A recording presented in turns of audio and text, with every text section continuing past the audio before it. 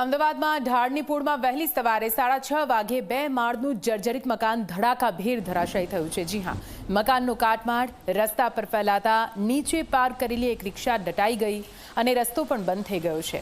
સ્થાનિકોએ કહ્યું કે મકાન લાંબા સમયથી જર્જરિત હાલતમાં હતું, છતાં તંત્રએ તેને ઉતારવાની કોઈ કાર્યવાહી નહોતી કરી। આ ઘટનાને પગલે તંત્રએ બાજુના મકાનમાં રહેતા 3 પરિવારોને સાવચેતીના ભાગરૂપે મકાન ખાલી કરવા માટે સૂચના આપી છે।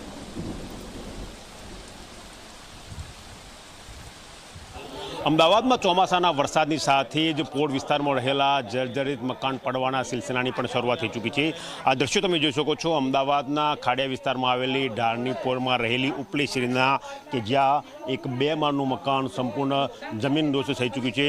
મહત્વનું છે કે લાંબા સમયથી આ મકાનમાં કોઈ રહેતું નહોતું, માટે કોઈ પણ પ્રકારની જાનહાનિ ટળી છે।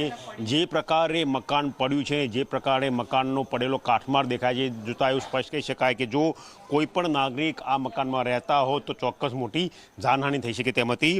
એક પુષ્પાબેન કરીને નાગરિક જોડાયા છે કે જેઓ અહીંયા જતા ને તે રોજિંદું કામ કરતા હતા, તે એમની સાથે જાણીશું આંખે દેખ્યો અહેવાલ।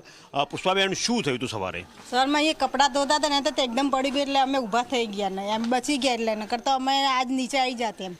એવો અંદાજ હતો કે આ મકાન આવું જર્જરિત છે કે ક્યારે પડી શક્યો? એવું હતું ખરી, અમને અંદાજ લાગતો। 2 દિવસ પહેલાં બી એક ગાબડું પડ્યું હતું વચમાં, તો એ તો અમે અંદર જ પડ્યું એટલે વાંધો નહોતો, અમને કંઈ નુકસાન નહોતું થયું એમ।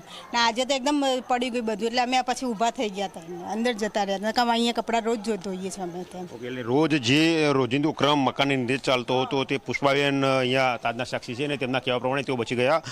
પૂર્વ કાઉન્સિલર પંકજભાઈ જોડા છે, તેમની સાથે વાત કરીશું। પંકજભાઈ, ખાડિયા વિસ્તાર ઢાળનીપુર ઉપલી શેરી, મકાન જમીનદોસ્ત। આ મકાન છેલ્લા કેટલા વખતથી ખુલ્લું હતું અને જર્જરિત બી હતું, એટલે અગાઉ બી જાણ કરેલી હતી એમને અને નોટિસ બી લગાડેલી હતી, પણ પછી અત્યારે વધારે વરસાદ પડ્યો એટલે આ શું મકાનને આગળ પાછળ કોઈ સપોર્ટ ના હોય એટલે આ મકાન જલ્દી પડી જાય અને વરસાદના કારણે વધારે ઢીલું થઈ જાય, એટલે એની આગળની દિવાલ પહેલાંથી છૂટી પડી ગયેલી હતી, એટલે આ બધું મકાન અને બાજુનું મકાન ખુલ્લું હતું, એટલે એ મકાનના હિસાબે આખું મકાન ધરાશાયી થયું આજે। અન્ય નાગરિક જોડાયા છે કે જે બાજુના મકાનમાં રહે છે, તેમને પણ મકાન ખાલી કરવાની ચેતવણી પ્રશાસન દ્વારા આપવામાં આવી છે। વાત કરીશું તેમની સાથે। નામ તમારું? રાકેશ પ્રજાપતિ। રાકેશભાઈ, મકાન પડી ગયું ત્યારે શું સ્થિતિ હતી? સાહેબ, હું હાજર નહોતો, પણ મારા ભાડવાત રહે છે। મકાન એજીડીસ 4-5 વર્ષથી આ રીતે ખંડેર જ છે।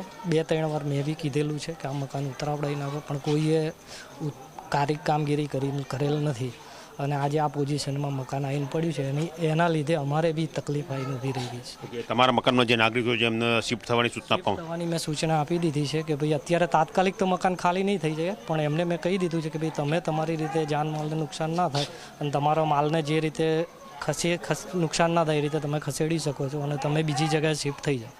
તો તમે જોયું કે આ નાગરિકો છે કે જે ઉપલી શેરીમાં આ જે મકાન જમીનદોસ્ત થયું તેની બાજુના મકાનમાં રહે છે, તેમનું કહેવું છે કે લાંબા સમયથી પ્રશાસનને જાણ કરવામાં આવી હતી કે મકાન જર્જરિત છે તો તેને ઉતારી લેવું જોઈએ, પરંતુ પ્રશાસને મકાન ઉતારવાની કોઈ વ્યવસ્થા કરી નહીં અને છેવટે આજે મકાન જમીનદોસ્ત થયું। જે મકાન જમીનદોસ્ત થયું તેના બાજુના મકાનમાં જેટલા પણ નાગરિકો રહે છે તે તમામ લોકોને વ્યવસ્થિત અને સુરક્ષિત જગ્યાએ શિફ્ટ થવાની સૂચના પ્રશાસન દ્વારા આપવામાં આવી છે। એટલે કહી શકાય કે વરસાદની શરૂઆત થઈ છે અને સાથે જ પોળ વિસ્તારમાં જે જર્જરિત મકાન છે તે પડવાની પણ શરૂઆત થઈ ચૂકી છે। કેમેરા પર્સન એસપી શર્મા સાથે ગૌરવ પટેલ, ઝી મીડિયા, અમદાવાદ।